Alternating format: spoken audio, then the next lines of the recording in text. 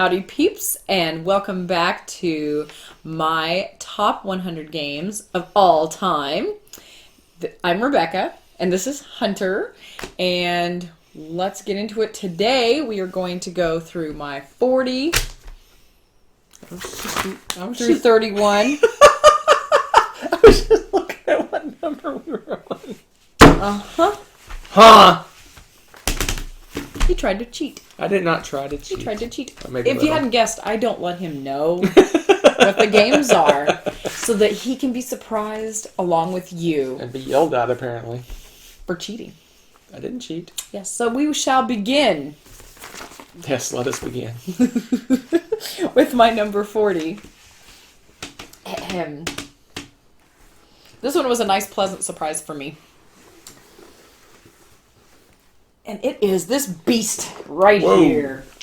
Age of Empires 3, The Age of Discovery. And this was a surprise for me because, A, it is deceptively light, I would say. It looks like this heavy, massive, super difficult game. And I didn't think it was. It was actually pretty easy to learn. And what are you giggling about? Nothing. I'm dying of curiosity now. It's my number 10. Oh, he's pouting. Okay. It's all good. Yeah, this game is really awesome. If you hadn't guessed, we really love this game. I'm not usually all that crazy about area control, but in this game, it's really fun and it balances out because it's also worker placement and there's a lot of other things going on. Area control is only one aspect of it. One thing that's also unique to this game that I really like is that your workers that you can place are also different. So you have certain types of workers that do certain jobs or can do certain jobs. So you've got like your captains and they're able to do more than just a common soldier and this and that. So that's really fun. I really enjoy this game a lot. Yes, it is an awesome game. It is one of my favorites, and I'm highly disappointed at Are you? number 40. No. That's it's this one's more up my alley, I think. I mean, you do love worker placement, but you're not the big area control person that I am. Yeah. And I especially like this game, like you said, that you kind of hinted on it, that you have just basic workers and you can take actions to make them cool workers, right? Yes. And not many games do that where they take a standard worker and you upgrade it into a different worker that has a special ability, which is cool. Yeah, because the only other game I could think of off the top of my head that we have that has different workers is Viticulture. With the expansions and stuff where they've got the little special guys. Yeah. That's right. really the only But you don't one. really upgrade. Yeah, I guess you buy those instead of regular workers. Yeah. Right? So you don't upgrade them per se, but yeah, you do. So, I mean, that tells you just, I mean, we have a lot of games and we love worker placement games, and that's really the only two I could think of that we I'm sure there's others out there, but I upgrade. can't think of any. But not in our collection, I don't think. Probably So, not. but anyway, I mean, you get the idea. Love this game. There's so many things going on, but it's not a super complicated game. Once you learn the rules, you can go back in and throw this game down, and you're not going to have to keep reviewing the rules each time you play. I really love that about this game. Yep. So definitely check it out. Age of Empires 3, The Age of Discovery. This is the, just wanted to say, not to interrupt your ending of this number. This is the original version of the game. There's a new shiny, newish version called, I think it's called Empire's Age of Discovery, or something like that. It's not Age of Empires 3. I think it's Empire's Age of Discovery. It's a new version of this game. Cool. So it's out there. Yep. Definitely worth taking a look at it. My number... Did I say that was my number 10? Yes, you Okay, did. I just checking. That's why people like to look at both of our lists. Just saying. So, my number 39... You'll probably feel this is more up my alley, right? Among the Stars. This game, oh my gosh, I have a feeling I would not be surprised if, as the more we play this goes higher up on my list even. I really love this game. The theme is fantastic, and I love the fact that you're building up your base, and your card placement matters because you can get bonuses and things, and you can get combinations off of how you build where. And that's really important in this game, and I just absolutely love it. You have to balance out, what is it? What do they call it? Engine power, or I don't know. You have little power stations. Yeah, or something? I'm trying to think of what they're called. all of this energy. You have to have energy cubes and stuff to be able to power things. So you got to make sure you balance those out. But sometimes those things can't be right next to each other. So you have to be careful that there's certain things that can't be next to those. And it's just, I love that. I love having to think about all these different variables as I'm placing down the cards and the space theme and everything else. It's just, really cool game. Really fun to play. I could easily play this several times in a row. Yeah, this one, it has card drafting, but then your cards become tiles that you're placing down, which is it's really cool. It's my number 71. I like it, but definitely not as much as she does. I love it. Love it. Yeah, that's a good one. And you have, the base game is fun, but then you can play aliens that have special powers, right? That give you special abilities and stuff that. Yeah, and that really wasn't that much to add that to the game, and I don't think it changed it to the point, but it made it more fun, a little bit more going on with it. Mm-hmm. So if you like to trick up your games, it's definitely worth it. Among the Stars, my 39. All right, this one's probably going to make Hunter cry, I'm guessing. Oh, geez. Let me see. I have too many left for you to be guessing, unless you cheated and peeked. No, I didn't peek. What's May? You don't like that game. Yeah, it's a little too early to guess. It is a little too early to guess. My 38 is hiding under the blanket. Okay. Blood Rage. Yeah. Hunter loves this way more than me. Way more than me. Way more than I should say. But yes, this game is so elegant and it has it all. And probably the only reason I'm kind of about it, like compared to some of the other games, is I'm not super keen on area control, and there is some of that going on. But the way you go about it in this game is, it's just a really fun game. The miniatures are awesome. I'm hoping someday that Hunter will paint them. And you are heading towards Ragnarok. I mean, the theme is fantastic. The card drafting's really fun. Everything's got different abilities. And it looks like a super complicated game. And again, kind of like Age of Empires, it's deceptively so, because once you learn the rules, it's really easy to throw this game down again. It's really a simple, intuitive set of rules. Wow, it sounds like an amazing game. It is. That's why it's my 38. That's why it's my number 4. And you're just annihilating my top games this go around. Okay, obviously you've gathered by the overlap that we like a lot of the same games, but where we rank them is completely different. Yep. Which makes it exciting. No, I do love Blood Rage, but you're right. Area control is a major part of piece of this game. So, but this is one of those games that's obviously attacky and stuff, and I love it. I love the battles in this. It's really cool how it's set up, because the cards that you're drafting, you're trying to get things to kind of power yourself up, prepare yourself to either go and invade or defend yourself from everyone taking over your area. So, well, I'm shocked this one isn't higher on your list, just because the combat's not dice. That's true. That is true. So, but it's pretty darn high up for an area control, because I'm trying to think if I have. I don't know that I have any area control anywhere else. We'll have to look and see, but I think this is maybe my highest area control game. Very, very disappointing. Whatever. It's in my top 50. Eric Lang's like I said, cry. Eric Lang is not going to cry. He's going to be delighted that it's on my top 100. I say. Yeah, okay. So, next one is my number 37, another one that'll probably make Hunter cry somewhat. Man. I'm not going to survive this 10. You're not going to survive this 10. This is my 10 of big games, big boxes. Oh dear. Good thing I'm working out. Oh, not so much. Okay. Wow. I didn't kill him off. So this is the Battle of 5 Armies. Why is this so low, you say, when obviously you know how much we rant and rave about War of the Ring? This is the shortened War of the Ring. And honestly, that's probably the only reason it's as low as it is, because I like to play the full thing. The war, to me, is only one aspect of the game with War of the Ring. And this is the best part. I mean, the battles for those are amazing, don't get me wrong, and the miniatures and all of the stuff for this are wonderful, obviously, because it's so high on my list. But I like the way that you have to like set yourself up and go try to maneuver everybody and get everybody ready for the battle and basically run through the trilogy of the Lord of the Rings.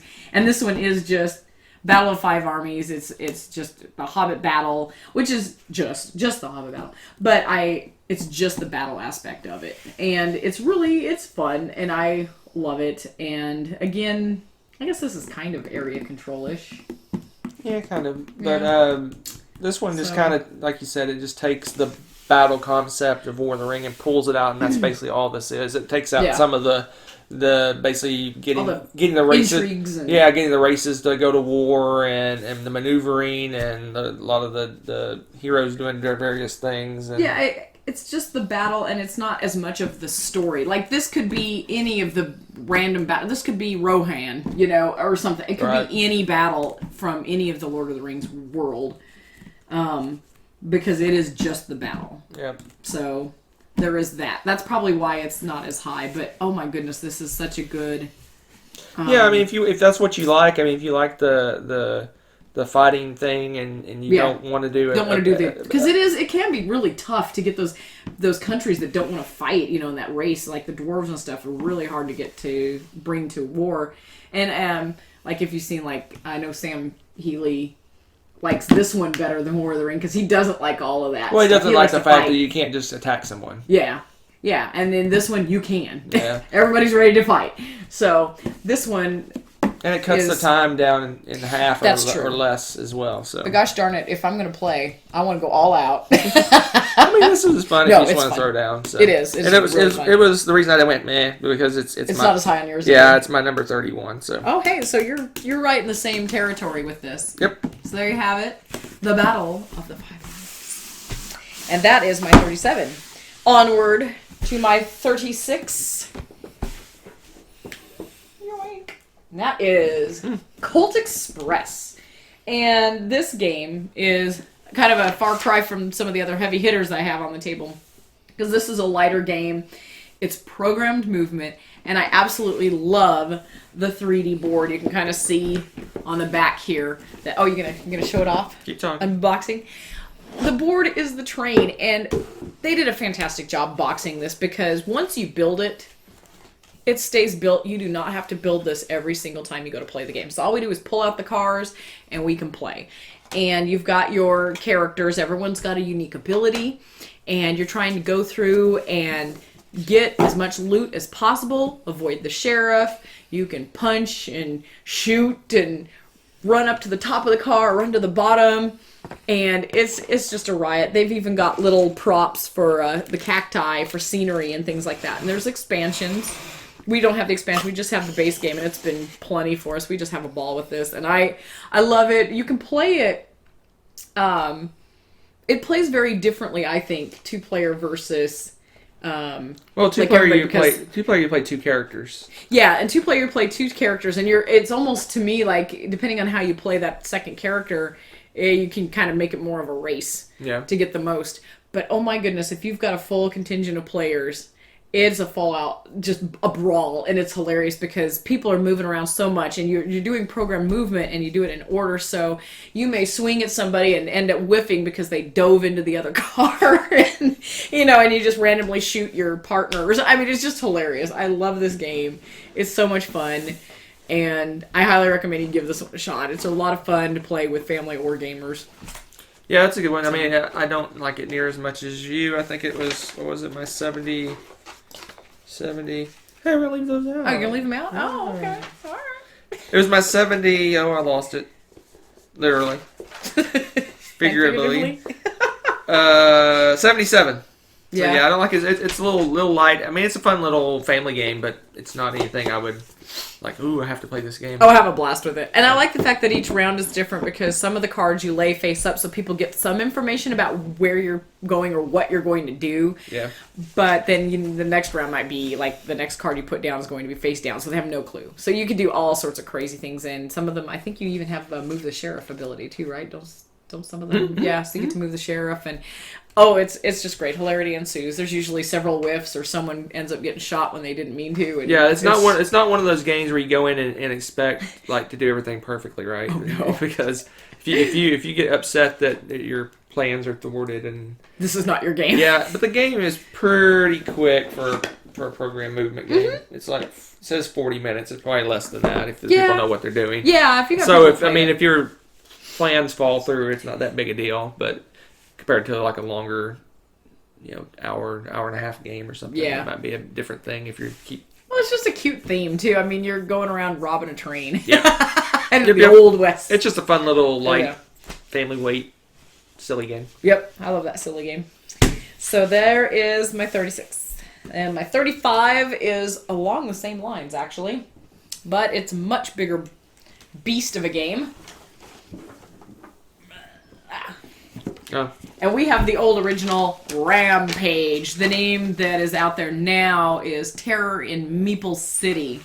So this is my 35, and this game is another awesome game to play with family or with gamers or all of the above. This is an all ages kind of game because you've got this board and then you've got your Godzillas or whatever monsters and you're going through and destroying the city, and there's 98 meeples or some craziness in this game. You spend more time setting up the game, I swear, but you have monster teeth in your little play area.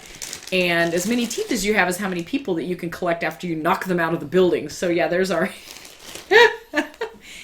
And it's fun. The base game's a blast. In fact, we rarely trick it up because we're usually playing with the kids, and it's just fun because there's also little cars that you can use to flick, so you can throw cars at the buildings or at each other. You can knock each other down and break a tooth. That means you get to pick up less people to eat.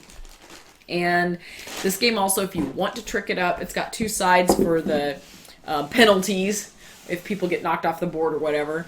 And it's also got special abilities where you can get special powers and traits that are unique to you that you can use throughout the game. So you can really mix it up. There's a lot of replayability to this. And we've never played a game that was even remotely like any of the other games that we've played. It's been completely different every time. I absolutely love this game. This is a family hit. Probably one of our more often played games in general.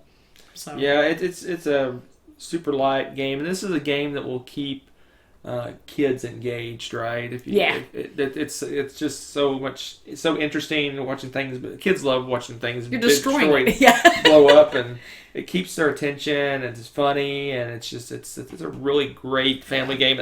It says 8 or 8 and up on the box, but I think younger kids can do it with a little help. Nessa plays it. She's not good at flicking the cars off of the whatever these guys are. At the top of the little monsters, because she's not as good at doing that, so she has a champion. She asks for help to do it for her, but other than that, she plays it herself and enjoys it. And we haven't played it in a few months, so who knows? She may be able to fly on her own. Yeah, she might be able to do it now. So yeah, it's just a great little family dexterity game. Yep, it's a blast. This comes out for board game tournaments and stuff too. It's crazy. Or no, not tournaments. We haven't done it for a tournament yet, but we've done it for families, for holidays and stuff. This is a great game for that.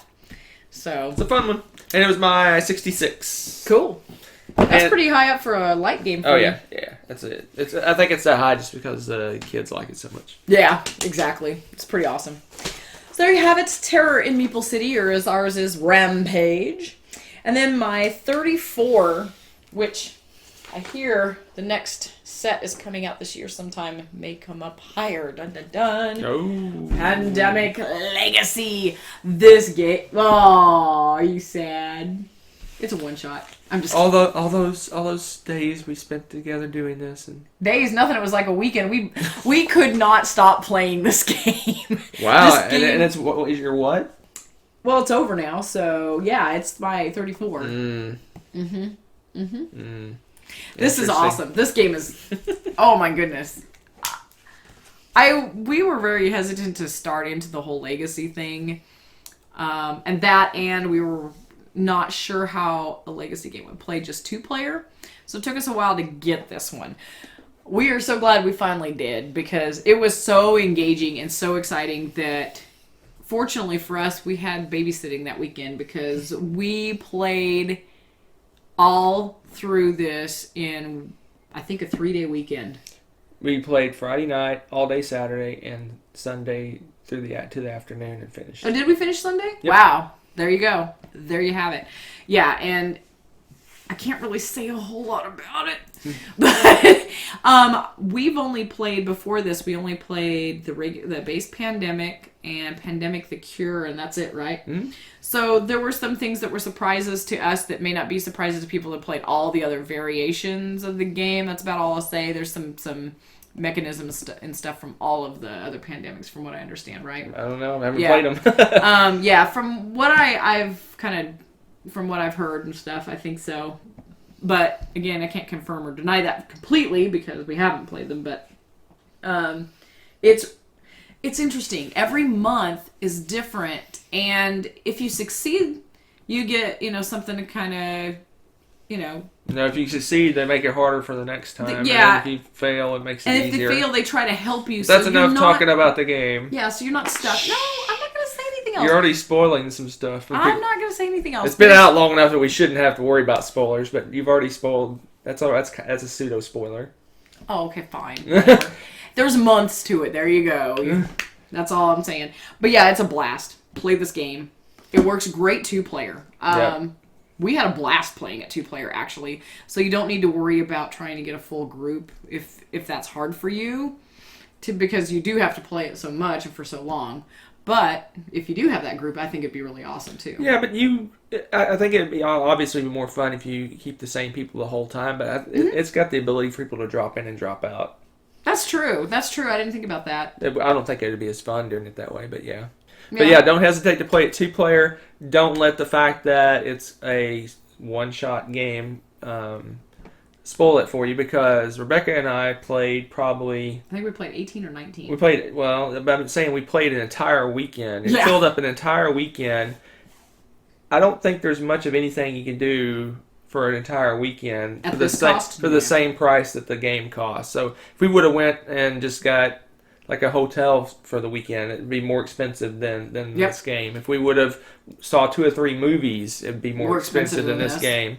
So the whole fact that it ends, it bothered me at first, but now that we've done it, I don't think it's a bad thing to do. I mean, you can't. I mean, you go to an amusement park, it's going to be more than this game. Oh, yeah. I mean, it's just. I think it's totally worth it, and it was an amazing experience. So amazing, in fact, it was my number 6 game of all time. Yeah, it's pretty awesome. And what's cool is I have an idea of something that I can do with this now that we've played it, and if I ever get to actually do what I want to do, I'll probably show you guys. So I will leave it at that. Yes, so that's an awesome, awesome game. Do it. It's really If you haven't done it yet, do it. Do it. Watch that one. Play that one. Yep. All right.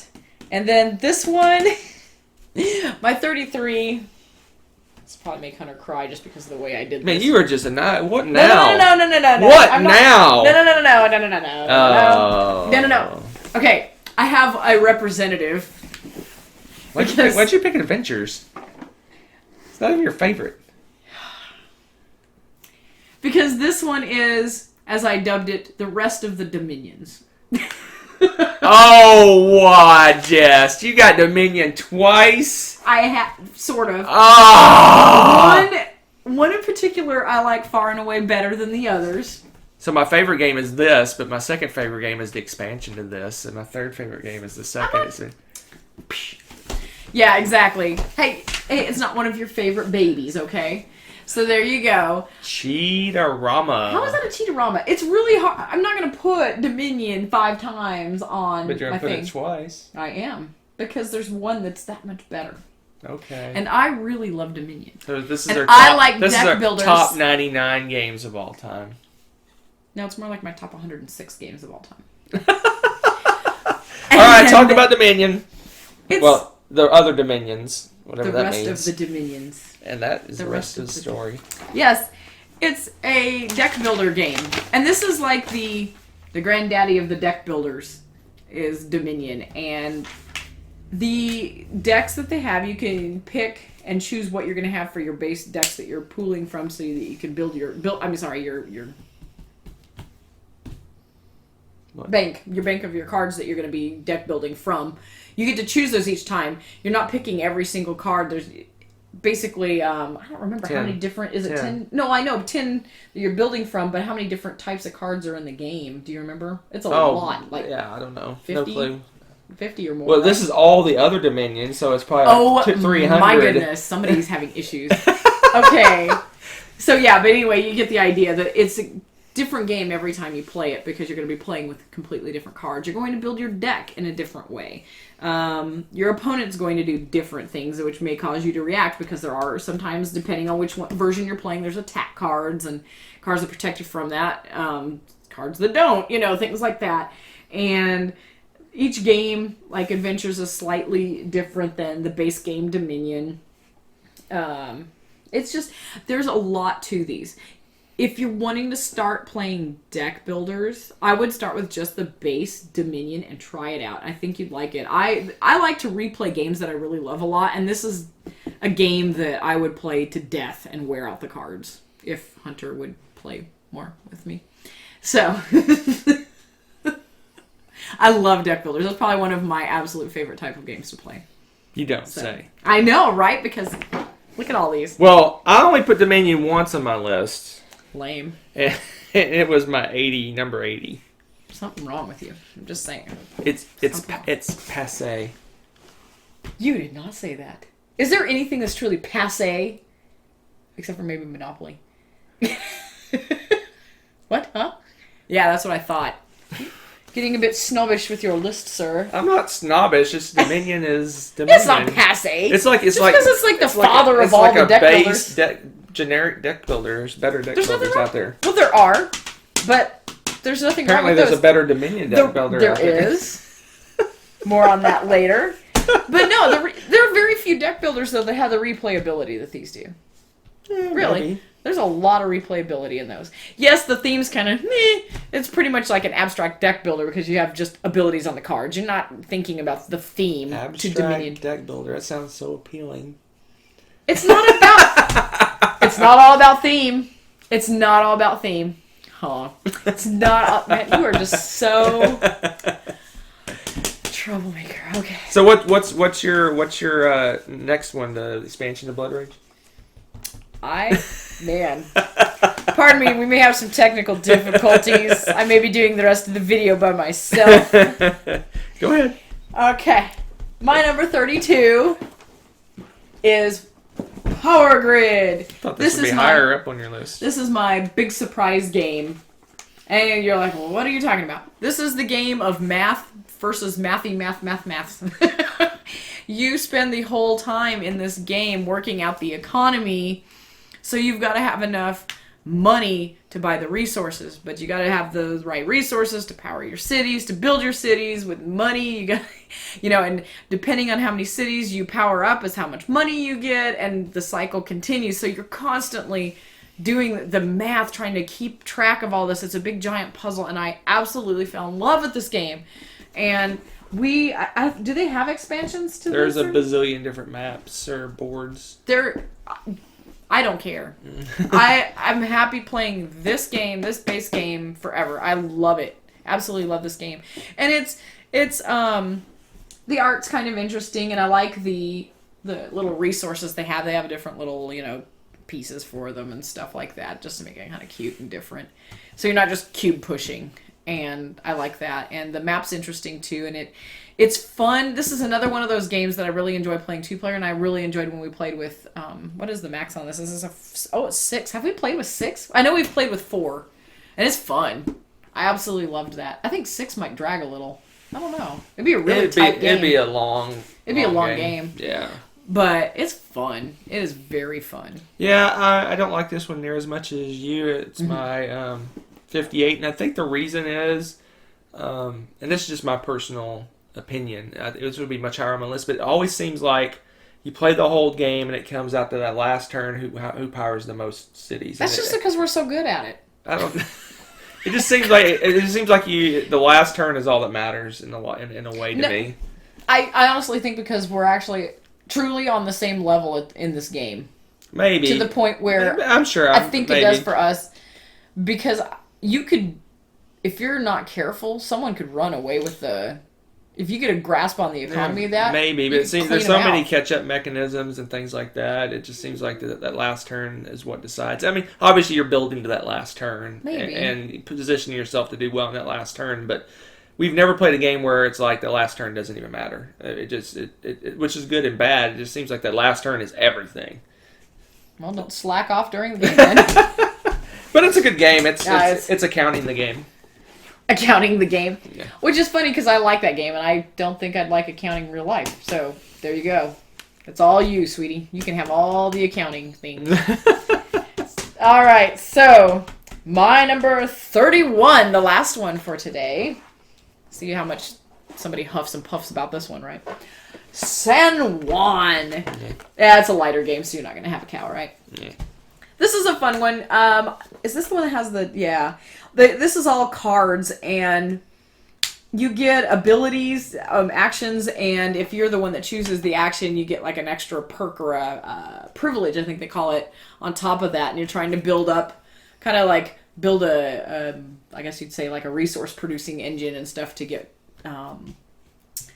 money, or is it money victory points? Now all of a sudden my brain just went. You build more buildings and... Yeah, you're trying to build buildings because the buildings have the victory points and stuff on them. So you're trying to build up this great tableau that's got jam-packed full of victory points, but it's all, about the combos and timing out when you sell what and this and that, because the market changes too. So some of the resources, the goods that you have, may not be worth as much one turn to the next.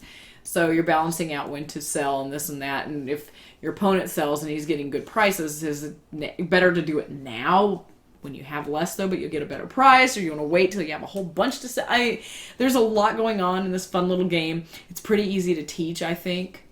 I don't think this one would be too tough to teach. It's a lot of just at first reading the cards and getting the abilities, down. Yeah, this is Puerto Rico, the card game, basically. Yeah, and I think it takes the things that are the best out of Puerto Rico and makes it really fun and light. It makes it shorter. It makes it easier to teach. Puerto Rico's not that hard to teach. Yeah, that's true. But I like it better in Puerto Rico for whatever reason. It just seems to flow and play easier and quicker, and seems to play better two-player, because it says on the back, a great two-player game. And it is.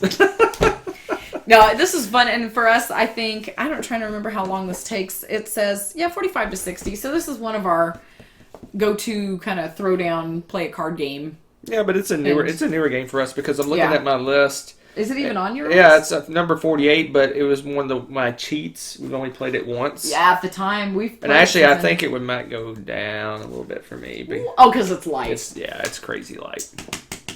Sorry to disappoint. So if you like the lighter game and you want to play a card game and you want to be building up your little tableau of greatness, this is an awesome game for that. Really fun. Great two-player game. A great two-player game. So there you have it. That is my 40 through 31. Hopefully it didn't bring as many tears as it did to him. Oh my gosh. And hopefully you found something new that you might want to try. A lot of really good games, really fun games, and even more fun games coming up soon. So we'll see you later.